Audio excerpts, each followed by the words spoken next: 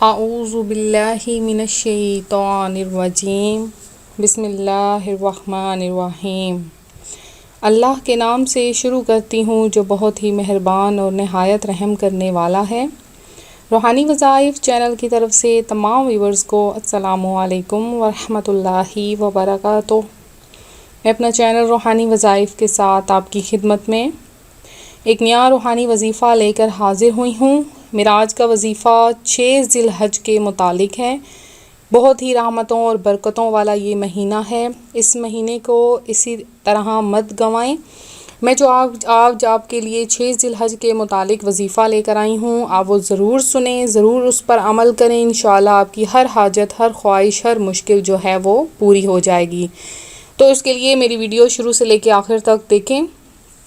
تو اپنا وظیفہ بتانے سے پہلے میں آپ سب سے گزارش کرتی ہوں کہ میرا چینل روحانی وظائف ضرور سبسکرائب کر لیں اور ساتھ میں بیل آئیکن کے بٹن کو بھی دبا لیں تاکہ ہر آنے والی نئی ویڈیو کی اپڈیٹس آپ کو مل سکیں۔ تو آپ جانتے ہیں کہ جو ذی الحج کا مہینہ ہے وہ اسلامی سال کا 12واں اور آخری مہینہ ہے۔ جب پورا سال رحمتیں اور برکتیں ہم سمیٹتے رہتے ہیں تو یہ آخری مہینہ ہوتا ہے جس کا اختتام ہوتا ہے اور جس میں ہم مزید رحمتیں آخری عشرے میں خرید سکتے ہیں۔ اس کے پہلے عشرے کو قرآن پاک میں الایام المعلومات کہا گیا ہے، جس کی رب کریم نے قسم ارشاد فرمائی ہے کہ والفجر ولیال عشر، کی قسم ہے فجر یعنی صبح عید الاضحیٰ کی اور 10 راتوں کی۔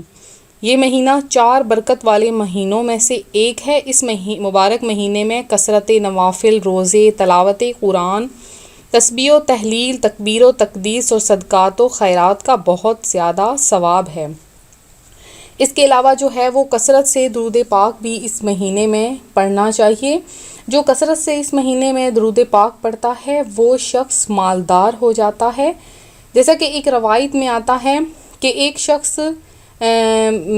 شخص نے کسی کو خواب میں دیکھا کہ وہ شخص جو ہے وہ شیراز کی جامع مسجد کے محراب میں کھڑا ہے۔ تو وہ جس خواب دیکھنے والے شخص نے دیکھا کہ وہ جو شخص فوت ہو چکا تھا وہ ایک جنتی لباس زیبتن کیا ہوا ہے اور سر پر موتیوں والا تاج سجا ہوا ہے۔ تو خواب دیکھنے والے نے عرض کیا کہ حضرت کیا حال ہے؟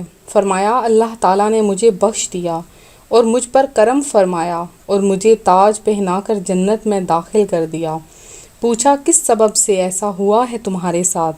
تو فرمانے لگے کہ میں تاجدار مدینہ صلی اللہ علیہ وآلہ وسلم کی ذات اقدس پر کثرت سے درود پاک پڑھا کرتا تھا اور یہی عمل میرا کام آ گیا اور آج اس کے سبب مجھے اتنی رحمت ملی ہوئی ہے، اس قدر مجھ پر فضیلتیں ہیں کہ میں نے جنت میں اعلیٰ لباس زیبتن کیے ہوئے بیٹھا ہوا ہوں۔ اس کے علاوہ ہم اکثر اوقات یہ کرتے ہیں کہ فضول باتوں، فضول گپیوں میں وقت گزار دیتے ہیں، اتنے قیمتی لمحات گزار دیتے ہیں۔ جیسے کہ آج کل ہماری بعض بہنوں، بعض بھائیوں کی عادت ہوتی ہے کہ دوستوں کے جھمیلوں میں بیٹھ کر خوب الٹے سیدھے اور من گھڑت قصے اور لطیفے سناتے ہیں۔ تو وہ ذیل کی حدیث پاک سے درس عبرت حاصل کریں کہ مدنی آقا صلی اللہ علیہ وآلہ وسلم کا فرمان عالی شان ہے کہ بندہ بات کرتا ہے اور محض اس لیے کرتا ہے کہ لوگوں کو ہنسائے، اس کی وجہ سے دوزخ کی اتنی گہرائی میں گرتا ہے جو آسمان و زمین کے درمیان کے فاصلے سے زیادہ ہے، اور زبان کی وجہ سے جتنی لغزش ہوتی ہے وہ اس سے کہیں زیادہ ہے جتنی قدم سے لغزش ہوتی ہے۔ یعنی زبان ایک ایسی چیز ہے جو انسان کو پھنسا کر رکھ دیتی ہے، بجائے اس کے کہ قدموں کی، اور جو قدم ہیں وہ ہم رکھتے ہیں تو اس سے انسان اتنا نہیں پھسلتا جتنی کہ زبان سے انسان جو ہے وہ پھسل جاتا ہے، اور اگر زبان لغزش کھا جائے تو اس سے دنیا آخرت تباہ ہو جاتی ہے، اور معاذ اللہ کلمہ کفر زبان سے کہہ دیا تو اس سے توبہ کیے بغیر مر گیا تو ہمیشہ کے لیے دوزخ میں گیا، اور اگر کسی کو گالی دی، پٹائی ہو گئی، ادھر کی ادھر لگا دی تو 2 خاندانوں میں لڑائی کرا دی، تو ظاہر ہے کہ زبان کی ذرا سی حرکت کی اور اتنی بڑی بڑی مصیبتیں اس کے حق میں اور دوسروں کے حق میں کھڑی ہو گئیں۔ اس لیے زبان کو سختی سے محفوظ رکھنے کی ضرورت ہے۔ اسی زبان پر اگر کثرت سے ہم ذکر اللہ کریں، کثرت سے ہم درود پاک پڑھیں تو وہ درود پاک ہمارے لیے دنیا و آخرت میں نیکی کا باعث ہوگا، دنیا و آخرت میں بھلائی کا باعث ہوتا ہے۔